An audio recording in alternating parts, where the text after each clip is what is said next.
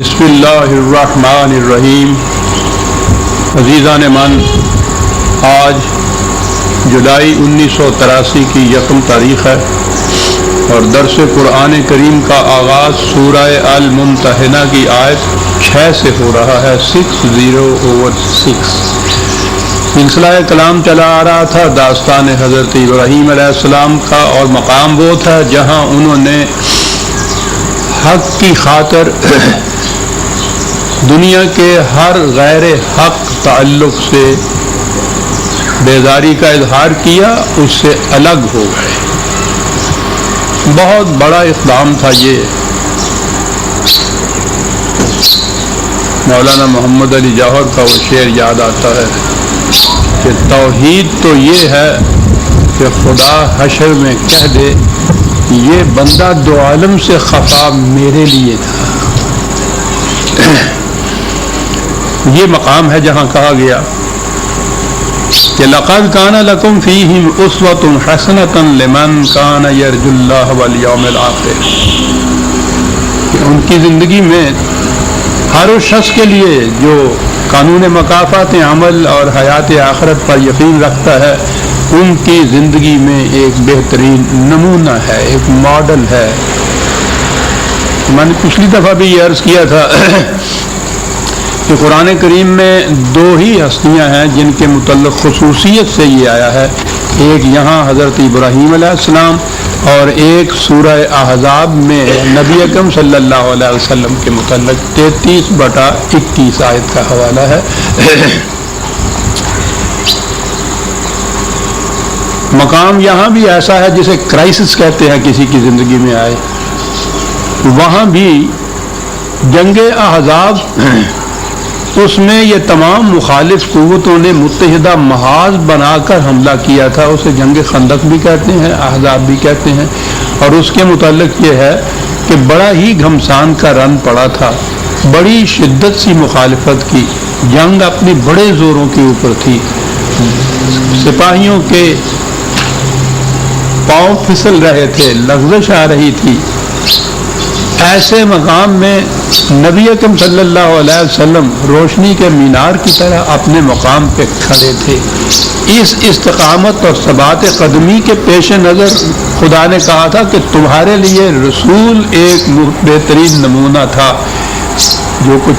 جو انداز اس کا تھا وہی تمہارا ہونا چاہیے تھا۔ تو وہاں بھی ایک خصوصیت بتائی گئی ہے کردار کی، کریکٹر کی، ثبات کی، استقامت کی، جیسے یہاں بھی ایک فیصلہ بتایا گیا ہے جس کے لیے بڑے ہی اثار کی ضرورت تھی۔ تو اس کے اسوہ کے معنی یہ ہیں کہ سیرت اور کردار اور طرز عمل میں جو خصوصیات ان حضرات میں تھی ان کا اتباع کیا جائے، نہ یہ کہ انہوں نے لباس کیسا پہنا تھا اور انہوں نے کھانا کیسا کھایا تھا۔ تو کہا کہ ان کی زندگی میں تمہارے لیے بہترین نمونہ ہے۔ اور عجیب بات ہے کہ قرآن کریم میں اگرچہ مختلف انبیاء کرام کے حوالوں قوائف دیے ہیں، لیکن جس تفصیل سے حضرت ابراہیم علیہ السلام کے اور دوسری طرف نبی اکرم صلی اللہ علیہ وسلم کی زندگی کے ہیں، تو میں نے عرض کیا تھا کہ یہ ایک محض نظریہ ہی نہیں تھا، میں نے عملاً بھی یہ کر کے دکھایا ہے کہ قرآن کی آیات پر مبنی نبی اکرم صلی اللہ علیہ وسلم کی پوری سیرت مرتب کی ہے۔ وہ ہے وہ اسوہ جسے آپ کہتے ہیں۔ اب کہا کہ یہ لوگ نبی اکرم صلی اللہ علیہ وسلم کی طرف آ گئے، صدر اول کے جماعت مومنین کی طرف آ گئے، اور کہا کہ یہ لوگ جو اتنی مخالفت اس وقت کر رہے ہیں، عَسَى اللَّهُ أَن يَجْعَلَ بَيْنَكُمْ وَبَيْنَ الَّذِينَ عَادَيْتُم مِّنْهُم مَّوَدَّةً وَاللَّهُ قَدِيرٌ وَاللَّهُ غَفُورٌ رَّحِيمٌ۔ آپ دیکھیے عین اس وقت کے جہاں ان کی مخالفت انتہائی شدت اختیار کر گئی تھی، وہاں وحی خداوندی یہ کہہ سکتا تھا کہ تھوڑا سا عرصہ ٹھہریے، یہ لوگ خود جھکیں گے، ایسے آئیں گے تمہارے ساتھ کہ بالکل تم میں اور ان میں مودت پیدا ہو جائے گی۔ اور بعد کے واقعات نے یہ بتا دیا۔ فتح مکہ کے بعد یہ تمام مخالفین جتنے بھی تھے وہ سارے اسلام لے آئے اور یہ صحابہ کی جماعت میں شامل ہوئے۔ تاریخ میں ہم ان کے کارناموں کو فخر سے پیش کر سکتے ہیں. تو یہ ایسے وقت میں کہا گیا جب کہ نظر بظاہر ان حالات کے تابع اس کا امکان ہی نظر نہیں آتا تھا. تو خدا نے یہ کہا کہ عنقریب یہ چیز ہوگی. اب یہ مخالفین جو تھے ان میں بھی ایک گروہ تو وہ تھا کہ جو عملاً مخالفت پہ اس طرح سے ابھرا ہوا تھا کہ وہ میدان جنگ تک میں آ گیا تھا. دوسرے لوگ وہ تھے کہ جنہوں نے مخالفت میں یہ انداز اختیار نہیں کیا تھا. یہ جو مخالفت میں اس شدت پہ اترے ہوئے تھے ان کے متعلق تو کہا کہ ان سے اس طرح قطع تعلق کر لینا چاہیے. لیکن لا ینہاکم اللہ عن الذین لم یقاتلوکم فی الدین ولم یخرجوکم من دیارکم ان تبرؤہم وتقسطوا علیہم. اندازہ لگائیے قرآن کریم کا کی وسعت قلب اور کشاد نگاہ ہیں یہ مخالفین، لیکن چونکہ یہ اس حد تک آگے نہیں بڑھے اس لیے دونوں میں فرق کر دیا کہ کرسیاں بات.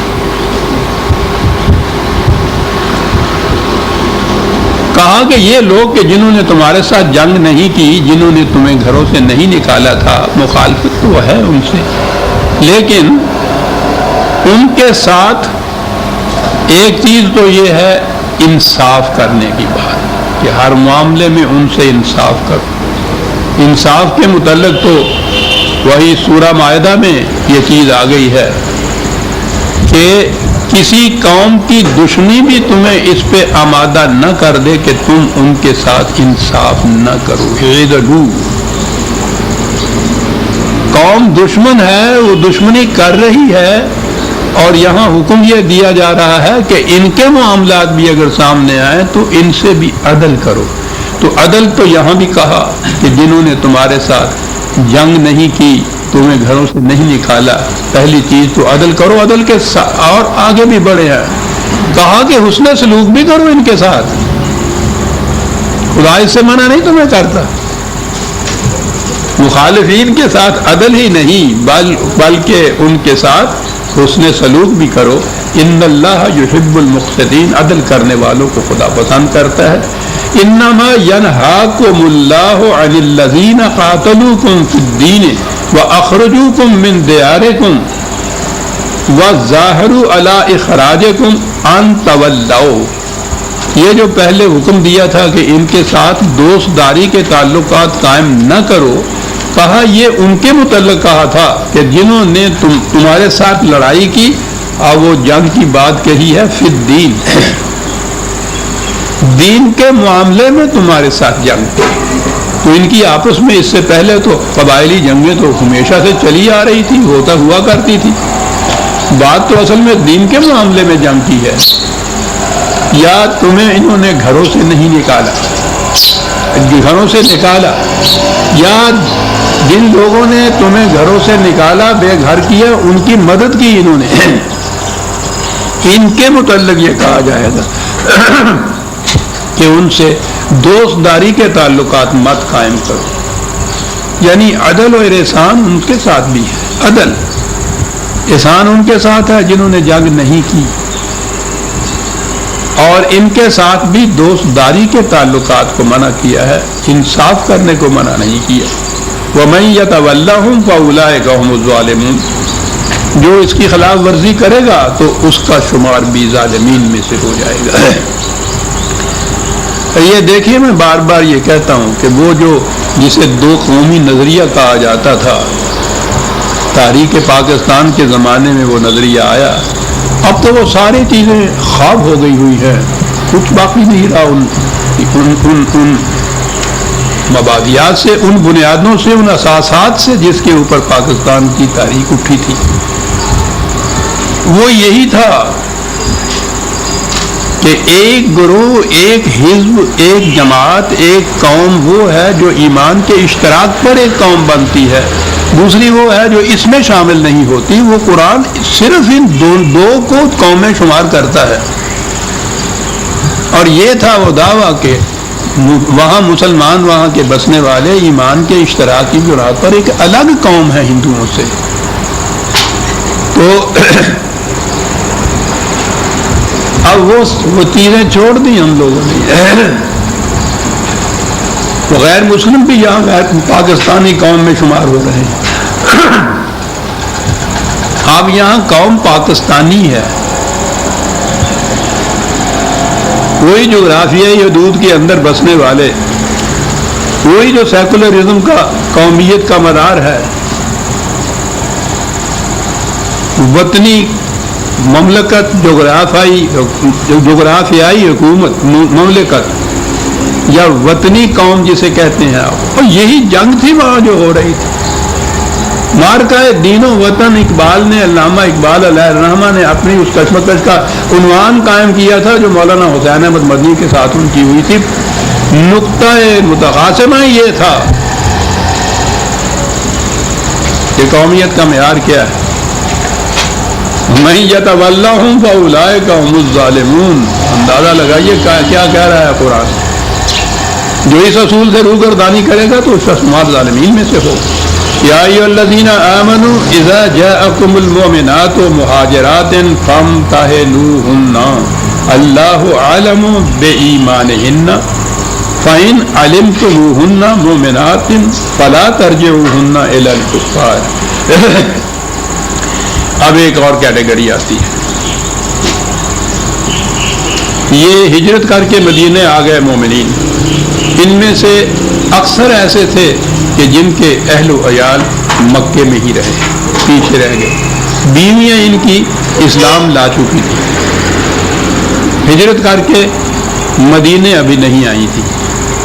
اس کے بعد جو کسی کو موقع ملتا گیا وہ وہاں سے مدینے کی طرف خود ہی آتی چلی گئی. کچھ وقت کے بعد خاصی تعداد ان کی ہو گئی. اب ان کا مسئلہ زیر غور آیا، ان سے کیا کیا جائے. یہ ان کی بیویاں ہیں، قاعدے کی روح سے تو طلاق نہیں ہوئی، یعنی ہم اپنی اصطلاح میں گفتگو کر رہے ہیں. قرآن کا حکم یہ آ گیا کہ کوئی مسلمان عورت کسی کافر سے شادی نہیں کر سکتی، کوئی کافر کسی مسلمان عورت سے شادی نہیں کر سکتا. تو یہ جتنی مسلمان عورتیں تھیں وہ ان کفار کے نکاح میں یا ان کی شادی کے وقت میں تو رہ نہیں سکتی. وہ تو قرآن نے ان کو حرام قرار دے دیا تھا. تو اب یہ وہاں سے چلی آئی اس قاعدے کی روح سے، تو یہ ان کی بیویاں نہیں رہی قرآن کے قاعدے کی روح سے. کہا کہ انہیں ان کی طرف واپس نہ بھیجو، یہ اسلام کی بنا پہ سب کچھ اپنا چھوڑ کے آ گئی ہیں، یہ مہاجر ہیں. یہ تو ان پہ ظلم ہوگا کہ اگر آپ یہاں سے دھکا دے کے وہیں بھیجیں جہاں سے بیچاری کسی نہ کسی طرح سے یہاں آ گئی ہیں، چھوڑ کے آ گئی ہیں. مہاجرین میں ان کا شمار ہو رہا ہے، اور مہاجرین کے تو جو مدارج قرآن نے بیان کیے ہیں ان میں یہ برابر کے حصے دار ہیں. واپس نہ بھیجو ان کو. اس لیے لا ہن حل لہم ولا ہم یحلون لہم. یہ جو قرآن نے فیصلہ کیا تھا کہ مسلم عورت اور مرد میں شادی نہیں ہو سکتی، نکاح کا تعلق نہیں ہو سکتا، اس حکم کی بنا پر یہ ان کی بیویاں نہیں رہ سکتی، نہ وہ ان کے خاوند رہ سکتے ہیں. اس لیے یہ مسئلہ تو طے ہو گیا.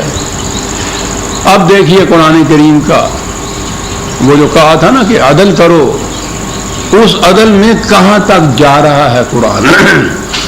یہ وہاں سے آ گئی ہیں سب کچھ ان کا چھوڑ کر، انہوں نے کچھ مطالبہ نہیں کیا. کہا کہ یہ ہم جب آ گئی ہیں اور ہم نے ان سے کہلا دیا، اطلاع ان کو دے دی کہ یہ یہاں آ گئی ہیں اور یہ تمہاری بیویاں نہیں رہی. کہا کہ انہوں نے ان کے نکاح کے اوپر جو کچھ خرچ کیا ہے وہ ان کو واپس بھیج دو. دنیا میں کہیں مثال نہیں مل سکتی عزیزان والی اس چیز کی. ان کے ساتھ جنگ ہو رہی ہے، انہوں نے ان کو گھروں سے نکال دیا ہے، مسلسل اور پہم کشمکش اور مخالفت ہے.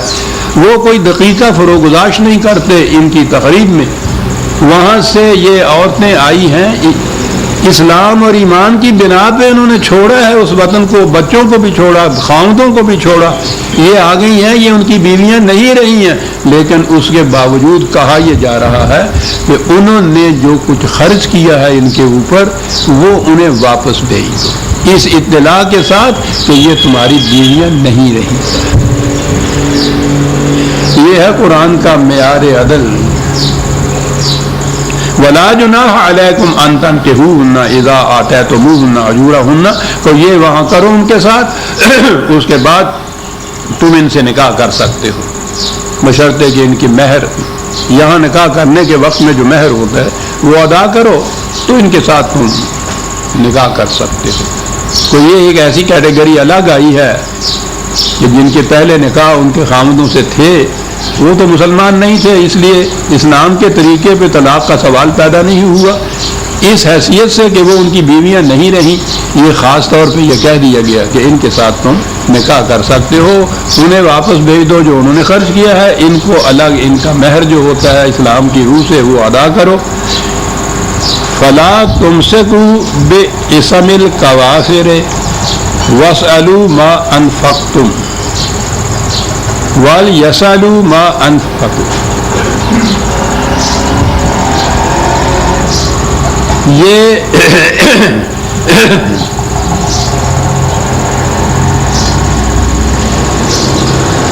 وہاں اگر وہ عورتیں رہ گئی ہیں کہ جو اسلام نہیں لائی ہیں، ٹھیک ہے، وہ تو ان کے نکاح کے اندر رہیں گی۔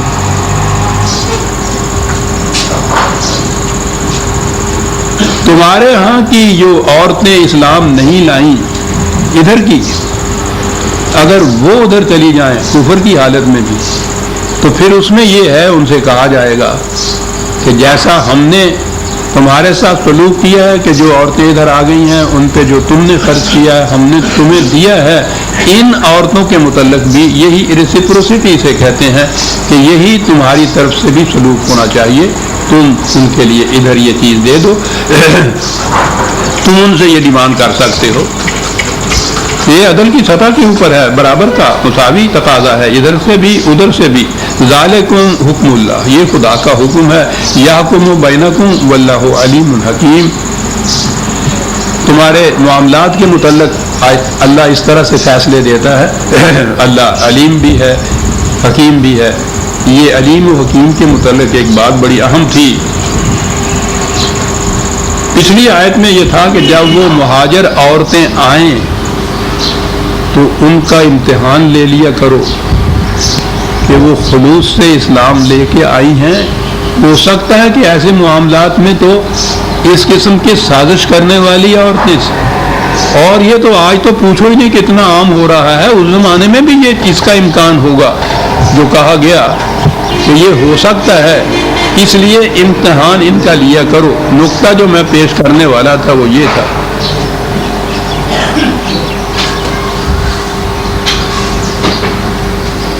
وہ میں ابھی عرض کرتا ہوں، ایک سب ذرا بند کیجیے۔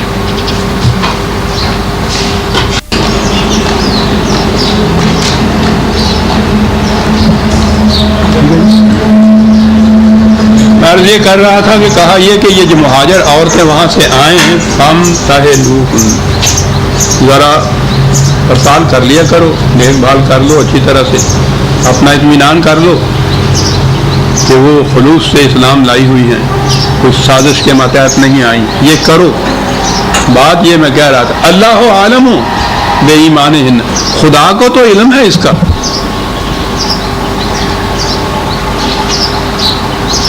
وہ جانتا ہے کہ وہ صحیح ایمان لے کے آئی ہیں یہ قوم، خدا تو جانتا ہے، لیکن تم خود اپنا اطمینان کرو، ہم نہیں تمہیں بتائیں گے۔ فَإِنْ عَلِمْتُمُوهُنَّ مُؤْمِنَاتٍ، اگر تم اپنے اس امتحان کے بعد، اپنی اس تفتیش کے بعد اس نتیجے پہ پہنچو کہ یہ مومن ہیں صحیح معنی میں، تو پھر ان کو مومن تسلیم کرو۔ یہ بات نہیں ہے کہ خدا جانتا ہے اس بنا کے اوپر تم یہ کہو کہ تسلیم کرو، ہم نہیں یہ بتائیں گے۔ بڑا اہم سوال ہے یہ، جو ذمہ داریاں انسان پہ وہ عائد کرتا ہے اس میں وہ خود دخل ہی نہیں دیتا. یہ بات نہیں ہے کہ تم یہ کہو کہ صاحب خدا اس کے متعلق علم رکھتا ہے.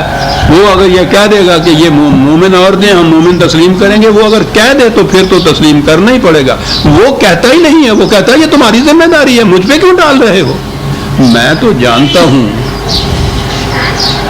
لیکن میں اپنے جاننے کے بعد تم سے یوں نہیں کہوں گا کہ یہ ہیں اور وہ ہیں. تم اپنا اطمینان کرو خود تفتیش کرنے کے بعد.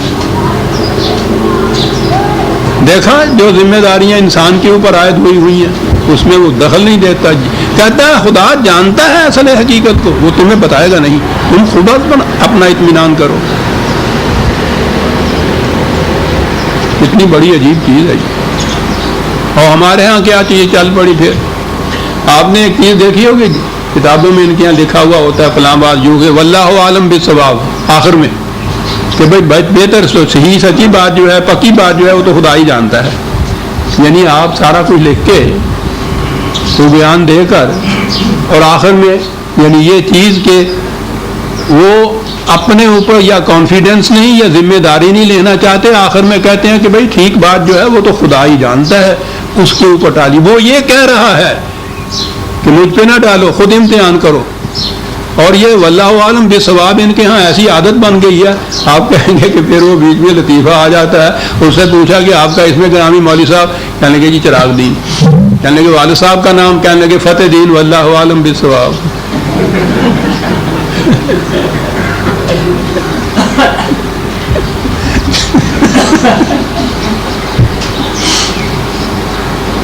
ان حقائق کا جانے والا تھا ایک عمر ابن خطاب رضی اللہ.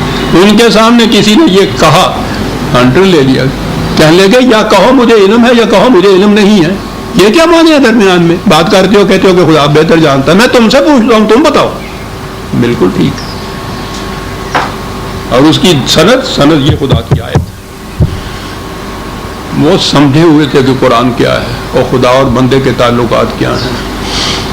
ذمہ داری لینا یہی تو ساری بات ہے. آدم اور ابلیس نے فرق ہی یہاں آ کے پڑا تھا. کہا کہ خود امتحان لو، خود ٹیسٹ کرو، خود تحقیق کرو. یہ نہ کرو کہ خدا جانتا ہے. ہاں بات تو یہ تھی کہ یہ عدل بدل اس طرح سے کر سکتے ہو. اگر یہاں کی عورتیں وہاں چلی جائیں تو ٹھیک ہے، ان کو روکو نہیں. لیکن جیسا تم نے ان کی عورتوں کے متعلق یہ سلوک کیا ہے، ان سے بھی کہو کہ بھائی ہمیں یہ کچھ دے دو تم ان کا. فَإِن فَاتَكُمْ شَيْءٌ مِّنْ أَزْوَاجِكُمْ إِلَى الْكُفَّارِ فَعَاقَبْتُمْ فَآتُوا الَّذِينَ ذَهَبَتْ أَزْوَاجُهُمْ مِثْلَ مَا أَنفَقُوا. کہا کہ وہ ادھر سے جو کچھ پھر وصول ہو، جن کی عورتیں ادھر سے وہ گئی ہیں وہ ان کو دے دو. پھر وَاتَّقُوا اللَّهَ الَّذِي أَنتُمْ بِهِ مُؤْمِنِينَ. اور دیکھیے خدا کے احکام کی احتیاط برتو اگر تم مومن ہو تو. یہ اتنے معاشرتی احکام جو ہیں ان کے متعلق بھی قرآن کتنی تاکید کرتا ہے. وہ تو چھوٹی سی چھوٹی بات جو ہے، کیریکٹر تو چھوٹی چھوٹی باتوں کے مجموعے کا نام ہوتا ہے. اب آئیں وہ عورتیں جو اسلام لا رہی ہیں. یا ایھا النبی اذا جاءک المؤمنات یبایعنک علی ان یشرکن باللہ شیئا ولا یسرقن ولا یزنین ولا یقتلن اولادہن ولا یاتین ببہتان یفترینہ بین ایدیہن وارجلہن ولا یعصینک فی المعروف فبایعہن واستغفر لہن اللہ ان اللہ غفور رحیم. بڑی آیت ہے. وہ عورتیں اگر ادھر سے آئے اور اب یہ نظر آتا ہے کہ وہ ایمان لانے کے لیے یہ کہا ہے کہ وہ ایک لفظ ہے یہاں جو بیعت کرے. اب ہمارے ہاں تو وہ بیعت ایک ہی چیز رہ گئی. بیعت تو ہوئی جو حضرت صاحب پیر صاحب کی جاتی ہے،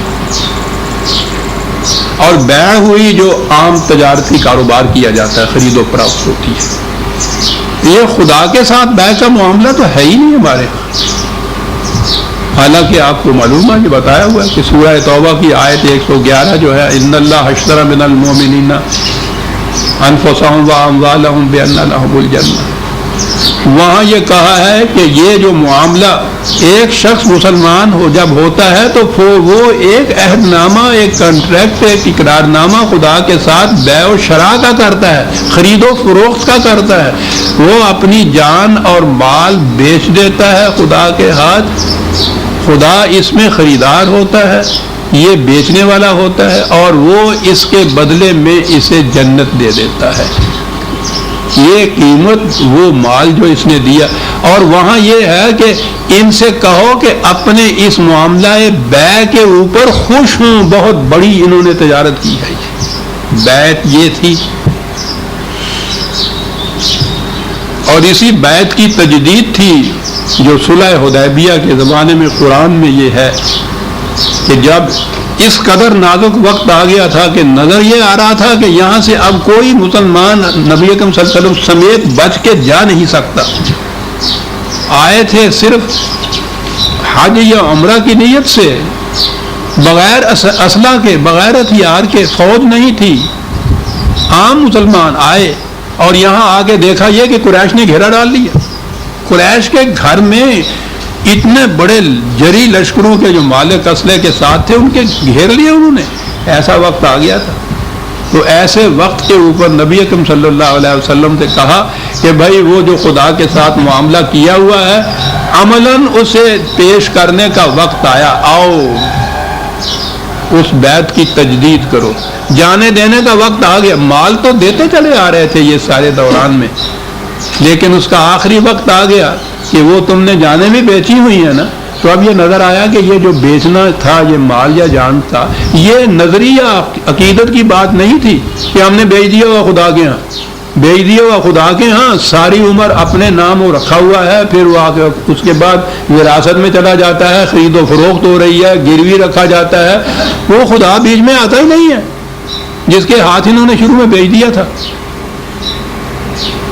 اور کہیں گے یہ کہ یہ تو صاحب میرے پاس، اور کبھی تو کہتے ہیں امانت ہے، لیکن امانت اس قسم کی ہے کہ وہ امین کو کبھی واپس ہی نہیں دی جاتی. یہ معاملے نظری نہیں تھے، یہ عقیدے کی بات نہیں تھی، یہ فیکچول چیزیں تھیں، یہ سچ مچ کا کاروبار تھا. تو وہاں آپ نے یہ کہا کہ اس کی تجدید کرو. اور وہاں بہت بڑا اہم سوال یہ ہے، خدا نے یہ کہا کہ یہ جو تیرے ہاتھ کے اوپر آ کے تجدید کرتے ہیں یہ تمہارے ساتھ معاملہ نہیں کر رہے ہیں رسول، تم ہمارے بہاف پہ تجدید کر رہے ہو اس معاملے کی جو انہوں نے ہمارے ساتھ کیا تھا. کیونکہ ہم بنفس نفیس تو آ نہیں سکتے نا. خدا کے بہاف پہ جسے ہم کہتے ہیں نا، رسول یہ کرتا تھا.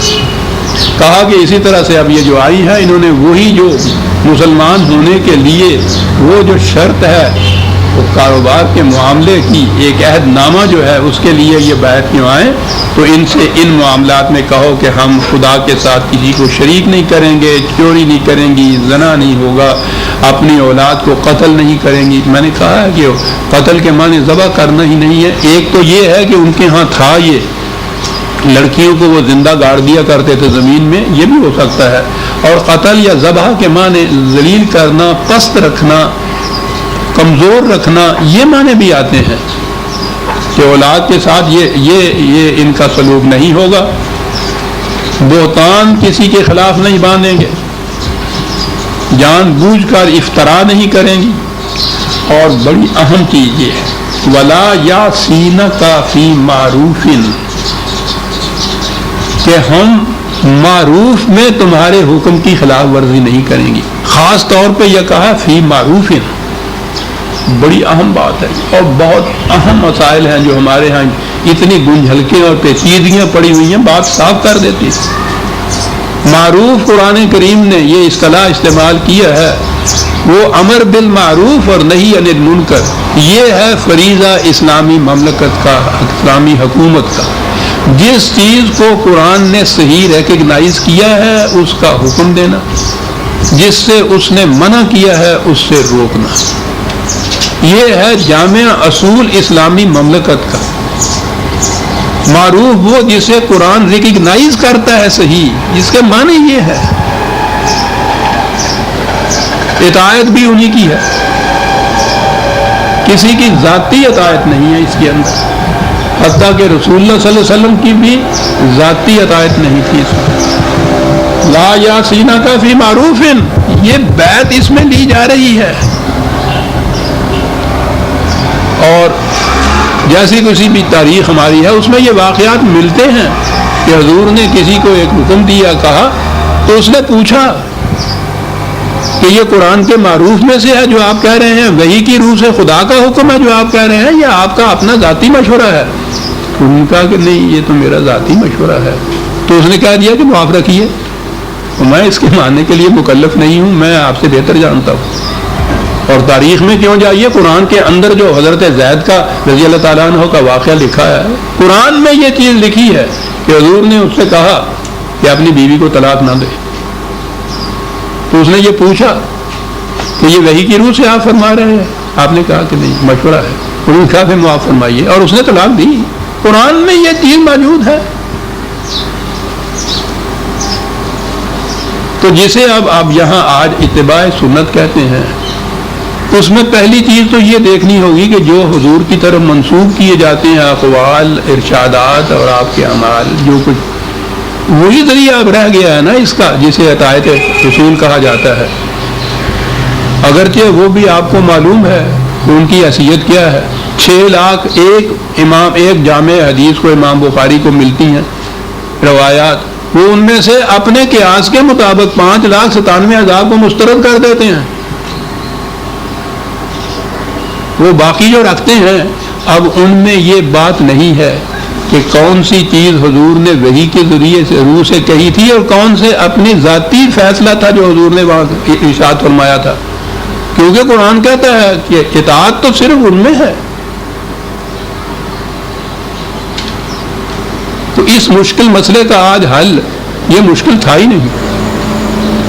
قرآن کریم نے رسول اللہ صلی اللہ علیہ وسلم نے کہا ہے کہ معروف کا حکم دیے جاؤ۔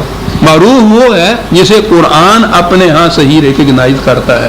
جتنے اقوال اور فیصلے آج رسول اللہ کی طرف منسوب کیے جا رہے ہیں، ان کے متعلق یہ دیکھ لیجئے کہ وہ اگر قرآن کے مطابق ہیں تو ہم انہیں صحیح ماننے کو تیار ہیں، بسم اللہ۔ اگر وہ اس کے خلاف جاتے ہیں تو ہم کہیں گے کہ یہ رسول اللہ کا نہیں ہو سکتا۔ وہ اتنی ہی بات ہے۔ لیکن اس سے چونکہ وہ جو احادیث کے مجموعے چلے آ رہے ہیں ان کے ہاں، ان کے متعلق عقیدہ یہ ہے کہ بخاری اور مسلم کی ایک حدیث بھی نہ مانی جائے تو دائرہ اسلام سے خارج ہو جاتا ہے، وہ ان کا عقیدہ جو ہے یا ان کی عقیدت جو ہے ان جامعین حدیث سے وہ مجروح ہوتی ہے۔ صرف یہ بات ہے، یہ رسول اللہ صلی اللہ علیہ وسلم کے ساتھ اس عشق و محبت کی بات نہیں، یہ ان ائمہ حدیث جو ہیں، جامعین جو ہیں، ان کی عقیدت ہے جس کی بنا پہ یہ ہے کہ کیا ہم یہ کہیں کہ انہوں نے ایک غلط حدیث اپنے یہاں جمع کر دی تھی؟ یہ نہیں کہا جائے گا، اس کو غلط حدیث کو رسول اللہ کی طرف منسوب کر دیا جائے گا۔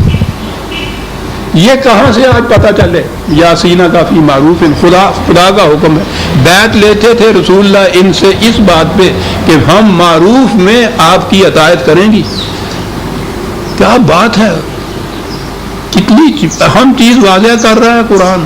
رسول اللہ بیعت لے رہے ہیں اور وہ بیعت لینے والی ہیں جو ہیں، یہ لینے والے جو ہیں، وہ کہہ رہے ہیں کہ معروف میں آپ کی معصیت نہیں کریں گی ہم۔ معروف میں، ہر بات میں نہیں، شخصی معاملات میں آپ کے جو ذاتی مشورے ہوں گے وہ ہمارے لیے اوپن ہیں، ان کو ہم تسلیم مانیں نہ مانیں، لیکن جو معروف ہوگی اس میں ہم اطاعت آپ کی کریں گے۔ بڑا اہم ہے یہ ٹکڑا اس میں۔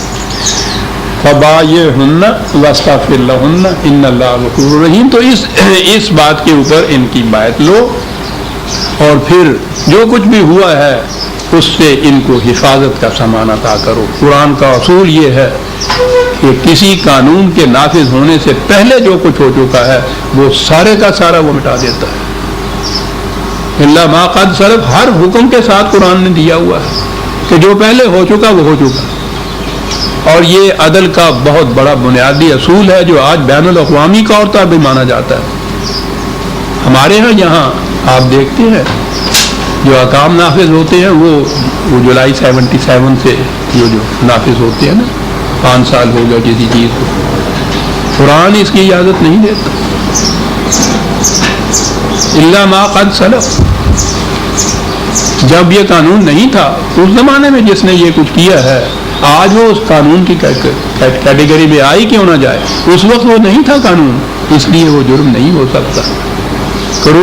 قانون کا نفاذ اس کے دن سے ہوتا ہے، اسی لیے کہا کہ جو پہلے کی باتیں یہ ہو چکی ہے نا اس پہ مواخذہ نہیں، اس سے حفاظت کا سامان کرو۔ ان اللہ غفور الرحیم، خدا کے قانون میں یہ مغفرت بھی ہے اور پھر سامان نشو و نما کا دیے جانا بھی ہے۔ یا ایھا الذین آمنوا لا تتولوا قوما غضب اللہ علیہم قد یئسوا من الآخرۃ کما یئس الکفار من اصحاب القبور۔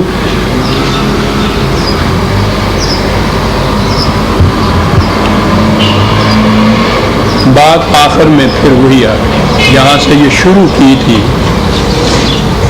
کہ ان کے ساتھ دوستداری کے تعلقات نہیں رکھتے۔ سیاست میں سیاسی طور پر ٹریٹیز جو کی جاتی ہیں، معاہدات جو کیے جاتے ہیں، وہ مودت میں نہیں آتے، دوستداری کا سوال نہیں ہے۔ تو سیاسی طور پر مختلف قوموں کے اندر یہ معاہدے ہوتے ہیں، حضور نے بھی کیے معاہدے، اس سے نہیں قرآن روکتا۔ یہ جو ہے نا یگانگت کے تعلقات، اپنوں میں سے انہیں تسلیم کر لینا، یہ ہے کہ جس کی اجازت قرآن نہیں دیتا۔ یہ ہے نقطہ امتیاز، شروع سے آخر تک قرآن نے اس پہ زور دیا ہے۔ اس لیے کہ جو لوگ قرآن کی ان اساسات اور ان قوانین کو صحیح تسلیم نہیں کرتے وہ تم میں سے ہو کیسے سکتے ہیں؟ یہ بھی ایک چیز تھی جو یہاں آ کر ہوئی۔ پہلے تو یہی کیا کہ وہ جو دو قومی نظریہ جس کی بنیادوں پر انہوں نے پاکستان کا ایک خطہ زمین حاصل کیا تھا، یاد رکھیے یہ اسلامی حکومت حاصل نہیں کی تھی، ایک خطہ زمین حاصل کیا تھا جس میں اسلامی حکومت قائم کرنے کا امکان تھا۔ تو یہ جو حاصل کیا تھا اس کے لیے بنیاد یہ تھی ان کے اصولوں کے مطابق، کیونکہ وہ ایک الگ قوم کے لیے الگ مملکت کو صحیح مانتے تھے۔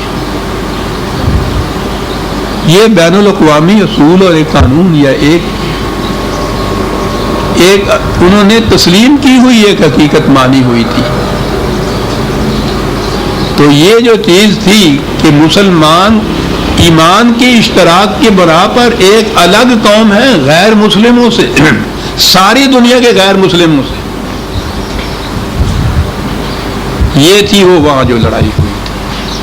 یہ تھا جو ہم نے وہاں یہ نیشنلسٹ علماء جو تھے وہ یہ کہتے تھے کہ نہیں، ہندوستان کی چار دیواری میں رہنے والے مسلمان اور ہندو سکھ عیسائی سارے مل کر ایک قوم بنتے ہیں۔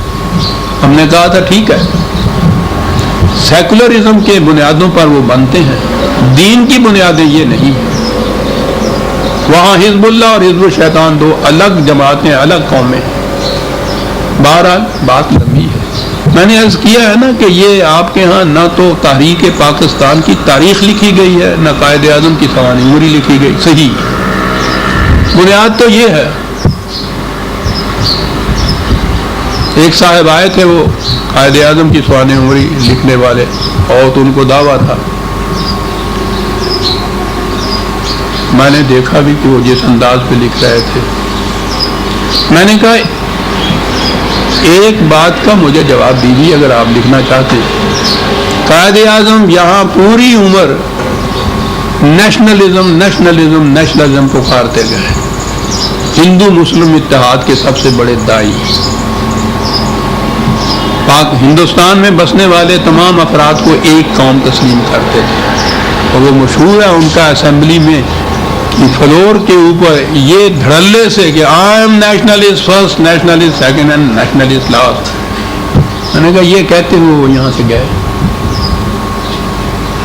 اور اس کے بعد جب واپس آئے تو انہوں نے کہا کہ نہیں، یہ غلط ہے کہ یہاں کے تمام باشندے وطن کے اشتراک کی بنا پر ایک قوم ہے، مسلمان ایمان کے اشتراک پر ایک قوم ہے۔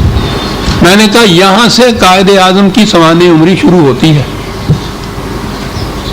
اس سے پیشتر وہ بہت بڑے وکیل تھے، بیرسٹر تھے، بہت بڑے لیڈر تھے، ہندو مسلم اتحاد کے بہت بڑے داعی تھے، اس کے لیے کوشش بھی کرتے رہے. سیاست یہ تھی، اس میں وہ ناکام رہے. مایوس ہو کر یہاں سے کہہ کے گئے کہ میں نے جو ساری عمر کوشش کی میں سمجھتا ہوں کہ وہ نہیں کامیاب ہو سکے، چلے گئے. میں نے کہا یہ جو مورخ یہ بتائے گا کہ ان میں یہ چینج کیسے آیا، یہ بہت بڑا چینج ہے. اور جو جانتے ہیں محمد علی جناح کو ان کے معلوم ہے کہ وہ اصول کا کتنا پکا تھا. وہ یوں ہی بدلنے والی سیاست نہیں جانتا تھا. یہ تبدیلی کیوں آئی ہے اس کے اندر، کیوں اس نے خود ہی اپنی سابقہ ساری زندگی کے جس قدر بھی اصول تھے ان کو تیاگ کے رکھ دیا، ایک نیا مسلک اختیار کیوں کیا تھا، کس بنا پہ کیا تھا؟ یہ جواب جو شخص دے سکے گا وہی قائد اعظم کی سوانح عمری لکھ سکے گا، وہی پاکستان کی تحریک کی تاریخ لکھ سکے گا. وہ یہاں سے شروع ہوتی ہے. تمہیداً اقبال کو ساتھ لے آنا ہوگا کہ انہوں نے یہ بات جو تھی پہلے کہی تھی، لیکن تحریک کی روح سے تو یہ قائد اعظم نے یہاں یہ بات شروع کی. وہ کیوں یہ چینج ان کے اندر آیا، کس بنا پہ آیا، کیا وہ چینج تھا جو ان کے اندر آیا، یہاں سے یہ بات شروع ہوتی ہے. اور یہ بات تھی جو انہوں نے آگے کہی کہ میں نہ کوئی مولوی ہوں نہ میں ملا ہوں، لیکن میں نے اپنے طور پر قرآن کریم کا جو مطالعہ کیا ہے اس بنا پر میں اس نتیجے پہ پہنچا ہوں کہ وہ مسلک جو تھا پہلے کا وہ قرآن کے خلاف تھا، اس لیے غلط تھا. یہ مسلک قرآن کے مطابق ہے، اس لیے میں اس کو لے کے آیا ہوں. عزیزان من، کوئی بھی آپ نے بایوگرافی قائد اعظم کی دیکھی ہے جس میں یہ لکھا ہوا ہو؟ اتنی تقاریب منائی جاتی ہیں، ان کے بھی جشن ولادت بھی اور جشن وفات بھی اور پاکستان کی انڈیپینڈنس ڈے بھی اور پاکستان یوم پاکستان بھی، یہ سب کچھ ہوتا ہے. یہ جو ان کے جہاں سے وہ پٹری بدلی ہے انہوں نے، جہاں سے ایک متفارق لائن آئی ہے، ساری پچھلی زندگی کو تیاگ کے ایک نیا اصول لے کے آئے ہیں.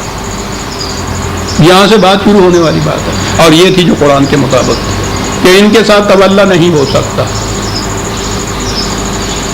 جیسی بات. اب میں نے کہا کہ میں تو ہمیشہ یہ کہا کرتا ہوں کہ چھوٹا منہ اور بڑی بات میں کیا عرض کروں. اب تو میں کہوں گا بھی تو وہ لوگ کہہ دیتے ہیں کہ جو کسی کے جی میں آئے کہے، اس لیے میں کہیں کہتا ہی نہیں. اب تو وہ بھی نہ رہے جو اس کی تائید سے شہادت دے سکتے تھے، وہ بھی نہ رہے. 10 برس تک قائد اعظم کے ساتھ مجھے جو سعادت حاصل رہی ہے ان کے ساتھ معیت کی، یہی معاملات تھے قرآن کے جو ان کے ساتھ بحث میں آیا کرتے تھے. مجھے اس کی سعادت حاصل ہے، میں اس کا کوئی صلہ یا معاوضہ نہیں لینا چاہتا. سوال ہی نہیں. یہ تھی چیز. اور پھر وہ اس طرح راسخ کر گئی تھی ان کے قلب کے اندر کہ آپ دیکھیے کہ آخری دم تک وہ کسی معاملے میں ایسے نہیں آئے جہاں ہندوؤں کے ساتھ تولا کا ذکر آ رہا ہوتا. ٹریٹی آئے گی، معاہدہ ہوگا، ہمیں بھلا ان سے واسطہ کیا جو تجھ سے نہ آشنا رہے ہیں.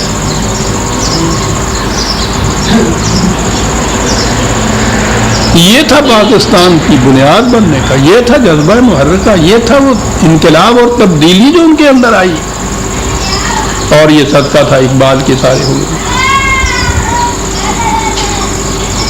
یہ بنیادیں یہاں ختم ہو چکی ہوئی ہیں. میں عرض یہ کر رہا تھا کہ اس بنیاد پہ جب یہاں پہلے پارلیمنٹ بن رہی تھی تو پارلیمنٹ کے ممبر انہوں نے غیر مسلموں کو بنایا. مجلس قانون ساز، جس مجلس نے قانون بنانا تھا ان کے ہی الفاظ میں کتاب و سنت کی بنیادوں پہ، اس مجلس میں قانون ساز میں وہ لوگ بھی شریک تھے جو نہ کتاب کو مانتے تھے نہ سنت کو مانتے تھے. کیا ہوا؟ انہیں ایک قوم جو فرض کر لیا، بنیاد ہی ڈھہ گئی پاکستان کی.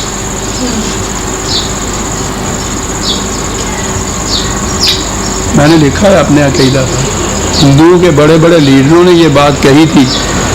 وہ کہتے تھے کہ ہم جو کہتے تھے کہ یہ جو دو قومی نظریہ لیے پھرتے ہیں یہ محمد علی جناح کی وکیلانہ حربہ ہے اپنا مقدمہ جیتنے کے لیے.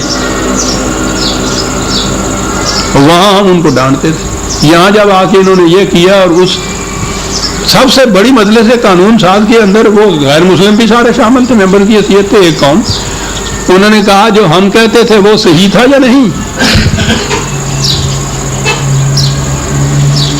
آپ کیا کہتے ہو اہل پاکستان کو؟ یہ ایمان کی بنیادوں کے اوپر قوم بنی ہوئی,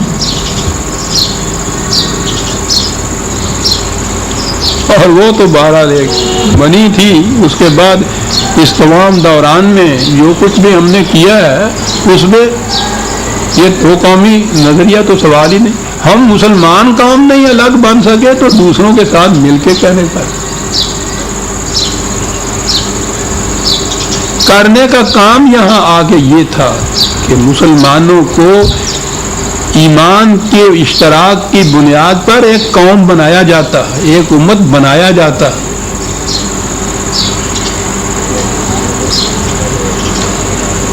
پیدائش کی روح سے کوئی نہ مسلمان ہوتا ہے نہ ہندو ہوتا ہے.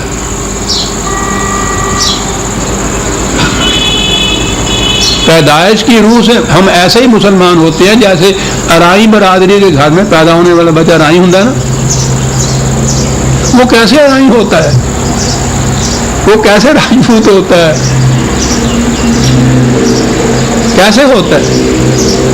وہ ان کے گھر میں پیدا ہو گیا ہوتا ہے. بیان ہی اسی طرح سے ہم مسلمان ہیں کہ ان کے گھر میں پیدا ہو گئے. یہ اسلام نہیں, پاکستان کی بنیادیں یہ نہیں. بس نظریہ پاکستان پہ زور دیا جاتا ہے. آج تک کوئی بتا نہیں سکا ان میں سے, کسی نے نہیں بتایا نظریہ پاکستان ہے کیا. بنیادیں اس لیے کمزور ہو گئی ہیں.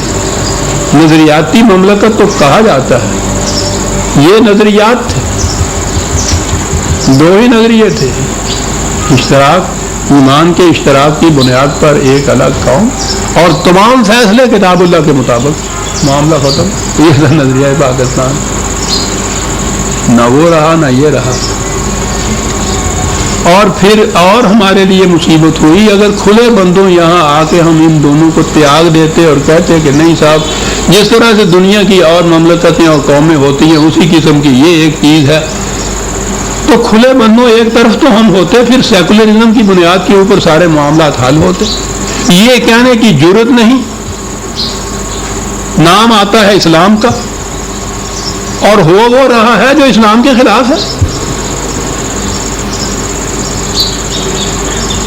اب اس میں پھر مشکل پیدا ہو جاتی ہے.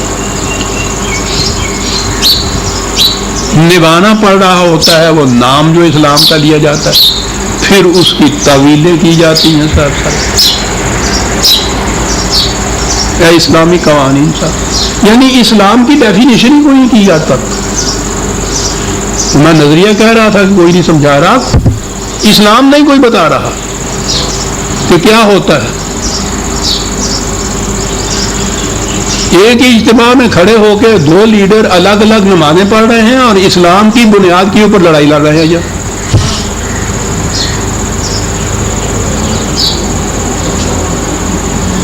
تو قرآن میں عزیزان من یہ جو چیزیں دی ہیں کہ ان کے ساتھ تودہ نہیں ہو سکتا, ان کے ساتھ دوستداری کے تعلقات نہیں ہو سکتے. یہ الگ قوم ہے, تم الگ قوم ہو. یہ حزب الگ ہے, تم حزب اللہ ہو. یہ حزب الشیطان ہے.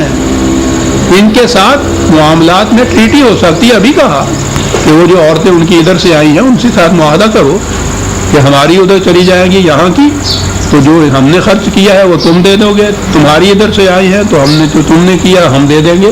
یہ ایک بین الاقوامی سطح کے اوپر ایک معاہدہ ہے. اور اس قسم کے معاہدے ہیں.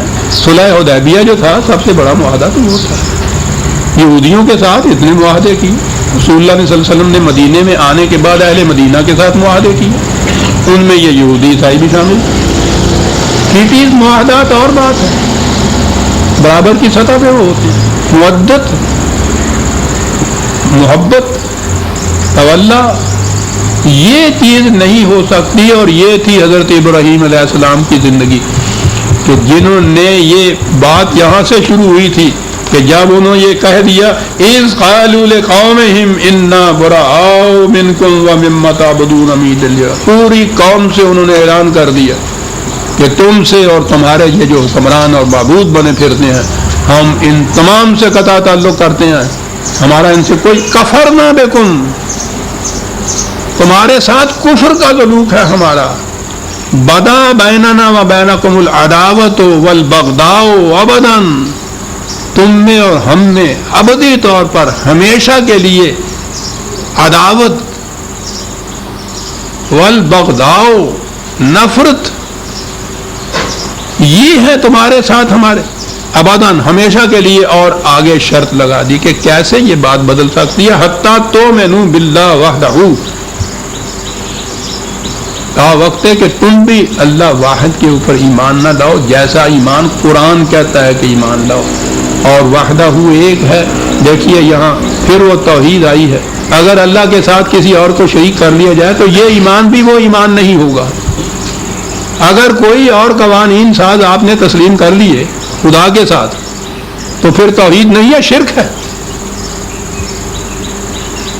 یہاں سارے قوانین جو ہے انسانوں کے بنائے ہوئے وہ نافذ کیے جا رہے ہیں اور ان کو اللہ کے قوانین کہا جا رہا ہے۔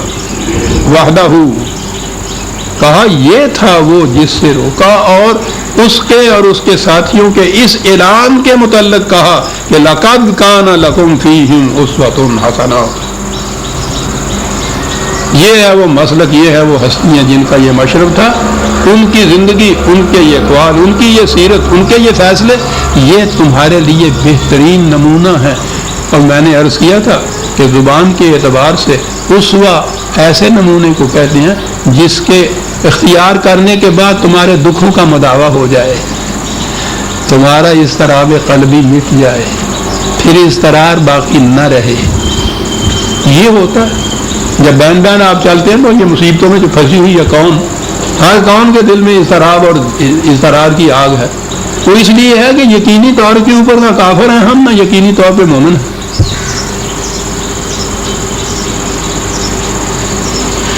تو قرآن نے یہ میں نے عرض کیا، یہ صورت بڑی اہم اس اعتبار سے بھی ہے کہ اس نے اپنوں اور غیروں کے تعلقات کے لیے ایک بین طور پر خط امتیاز کھینچ لیا، اور اس میں حضرت ابراہیم علیہ السلام اور ان کے ساتھیوں کی زندگی کو بطور اسوہ حسنہ پیش کیا ہے۔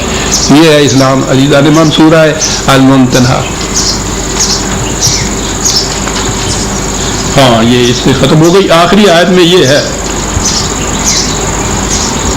کہ وہ اسی طرح سے آخرت سے ایمان کر رہے ہیں یہ کفار، جیسے ان سے پہلے وہ جو آخرت پہ انکار کرتے ہوئے مر گئے اور قبروں میں چلے گئے، ان کی کیفیت یہ ہے کہ یہ اس پہ ایمان نہیں لاتے، اس واسطے جب تک یہ خدا واحد پہ ایمان نہ لے آئیں، جیسا ایمان قرآن کہتا ہے، ورنہ خدا کو تو چند دہریوں کے سوا دنیا میں سارے کہتے ہیں ہم خدا کو مانتے ہیں۔ تو اس اعتبار سے آخر میں اس نے یہ کہا کہ یہ منکر ہے آخرت کے، تو ان سے تولا نہیں ہو سکتا۔ سورہ ممتنہ ختم ہوئی عزیزان مان۔ آئندہ درس میں ہم آئندہ درس میں نہیں، آگے اس کے بعد کے درس میں ہم سورہ الصافات 61ویں سورت سے بات شروع کریں گے۔ ایک اعلان بڑا ضروری، آپ کو معلوم ہے کہ یہ جو ہمارے ہاں تقریبات آتی ہیں ان کے اوپر میں ایک خصوصی درس پیش کیا کرتا ہوں۔ ان تقریبات میں سب سے اہم وہ تقریب ہے کہ جسے ہمارے ہاں عید الفطر یا میٹھی عید یا سیویاں کی عید کہا جاتا ہے، اور قرآن اس کو جشن نزول قرآن بتاتا ہے، اور یہ ایک ہی تہوار ہے جس کے منانے کا حکم خود خدا نے دیا ہے، لیکن جشن نزول قرآن کا حکم ہے، بڑا اہم ہوتا ہے۔ تو آپ کو یاد ہے میں اس تقریب پر بھی ایک خطاب، ایک الگ درس عام پیش کیا کرتا ہوں۔ وہ عید تو آئے گی 12 یا 13 تاریخ کو، تو اس سے پہلے جو جمعہ آتا ہے وہ 8 تاریخ کا اگلا جمعہ ہوگا۔ وہ تو طے یہ کیا ہے کہ وہ اگلے جمعے کا جو درس ہے وہی ہم اس تقریب کا درس میں منعقد کر دوں، جشن نزول قرآن کا درس۔ اور اس درس کے لیے عنوان وہ ہے کہ جسے آنکھوں میں آنسو لائے بغیر پیش نہیں کر سکتا۔ عنوان یہ ہے کہ حلال عید ہماری ہنسی اڑاتا ہے۔ ہلال عید ہماری ہنسی اڑاتا ہے.